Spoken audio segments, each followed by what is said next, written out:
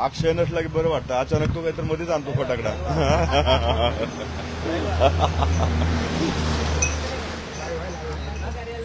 कुठं पार्टी ऑफिसला आहे?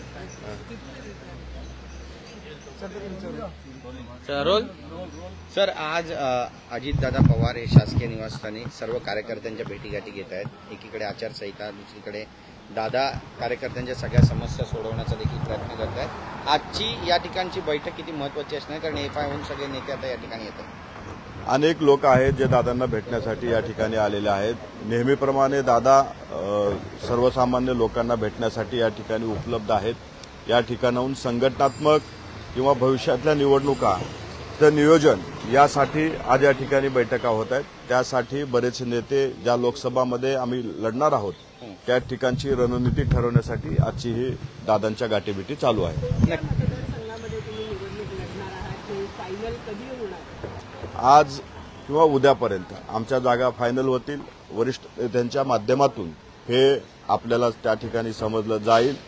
परंतु ज्या कुठल्या जागा आम्हाला भेटतायत त्या जागेवरती आमचा स्ट्राईक रेट हा 100चा ठेवायचा हा निर्धार घेऊन आज आम्ही या ठिकाणची पुढची जी प्रचाराची रणनीती आहे ते ठरवण्यासाठी या ठिकाणी सर्वजण आलेले आहेत. तुम्ही जास्त जागांची मागणी केली होती, पण महायुतीमध्ये तुम्हाला 4च जागा मिळतील अशा पण ज्या बातम्या येत आहेत, यावर नेमकी तुमची प्रतिक्रिया काय असणार? 4 जागाच्या संख्येचे जनक हे रोहित पवार आहेत. माध्यमामध्ये अशा पद्धतीचं पिल्लू सोडून एक चर्चेत राहण्याचा प्रयत्न रोहित पवारांकडनं केला गेलेला आहे. परंतु राष्ट्रवादी काँग्रेस पक्षाला सन्मानजनक जागा हे महायुतीमध्ये भेटतील आणि त्या भेटतीलच नाही तर त्या निवडून आणण्यासाठी महायुती पूर्णपणे ताकदीनं उतरेल.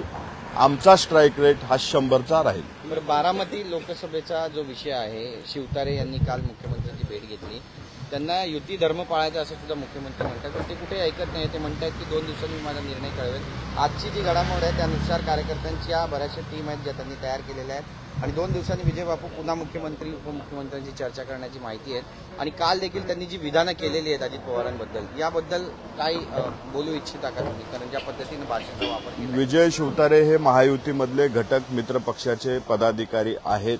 त्यांनी जी काही भूमिका मांडली मला वाटतं त्याच्याबद्दल महाराष्ट्राचे मुख्यमंत्री एकनाथरावजी शिंदे साहेबांनी त्यांच्याशी चर्चा केलेली आहे. कुणाला निवडणूक लढायची असेल तर आपल्यामध्ये आपण लोकशाही आहे, बंधनं नाहीत. कुणीही निवडणूक लढू शकतो.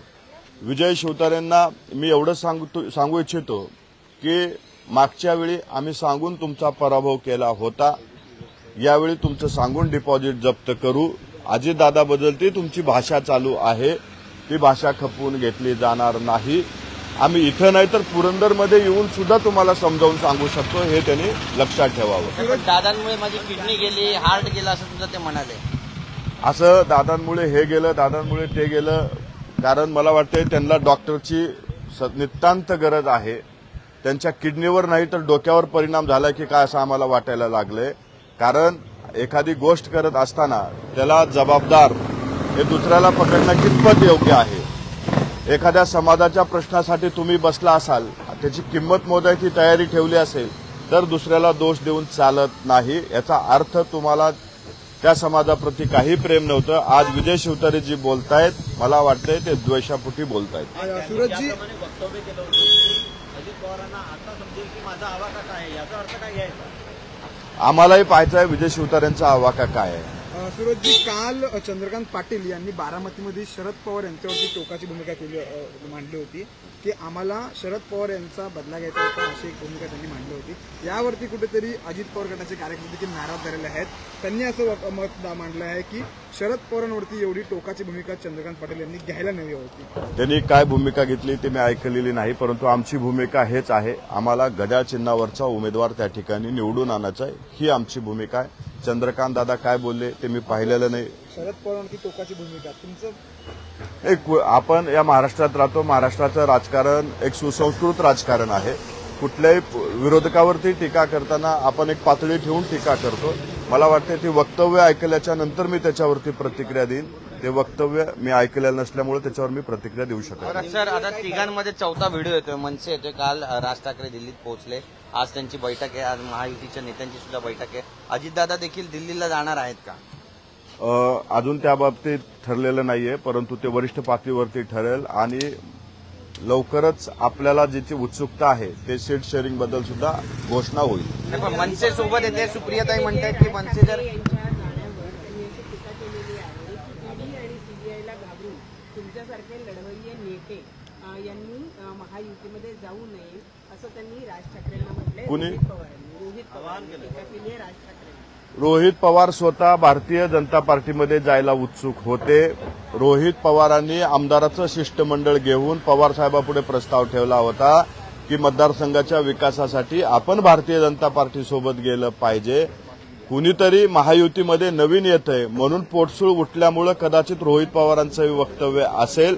महायुतीमध्ये किंवा इंडिया आघाडीमध्ये किती राहत आहेत त्यांनी ते पाहावं, महायुतीमध्ये किती जुडत आहेत ते त्यांनी पाहावं आणि मग त्याच्यावरती बोलावं. रोहित पवारांनी हा प्रस्ताव नेमका कधी मांडला होता? सुरुवातीच्या काळामध्ये रोहित पवारांनी स्वतः यशवंतराव चव्हाण प्रतिष्ठान येथे आमदाराचं शिष्टमंडळ घेऊन जाऊन पवार साहेबांच्या समोर प्रस्ताव मांडला होता की मतदारसंघाच्या विकासासाठी भारतीय जनता पार्टीसोबत गेलं पाहिजे असा प्रस्ताव त्यांनी मांडला होता. बरं आज पक्ष प्रवेश काही आहे असं समजतंय देवगिरीवर, की नेमकी काय वस्तुस्थिती? नाही, बरेच लोक जोडतायत, मला निश्चित त्याच्याबद्दल माहिती नाही. बरेच लोक आज अजितदादांसोबत जोडायचं काम चालू आहे. ते लोक अजितदादांच्या विचारावर, अजितदादांनी घेतलेल्या निर्णयावरती आज जोडत आहेत. ते आपल्याला नक्कीच थोड्या वेळानं दिसतील. थँक्यू. तर सुप्रियाताईंनी म्हटलंय की मनसे जर महाविकास आघाडीसोबत आली तर त्यांचं स्वागत केलं जाईल, मान सन्मान मिळेल त्यांना. खरं तर ह्याच सुप्रियाताई आहेत ज्या काही दिवसापूर्वी सुपारी घेऊन महाराष्ट्र नवनिर्माण सेना काम करते असं म्हणत होत्या. मग आज सुप्रियाताईंनी जी मनसेला ऑफर दिली आहे ती सुपारी देऊन केली आहे की त्यांची ताकद बघून केली आहे हेही त्यांनी सांगावं.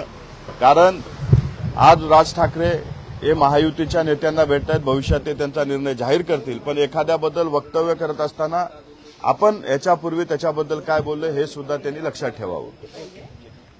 धन्यवाद. जय हिंद, जय महाराष्ट्र, जय राष्ट्र. अक्षय नसला की बरं वाटतं. अचानक तो काहीतरी मध्येच आणतो फटाकडा.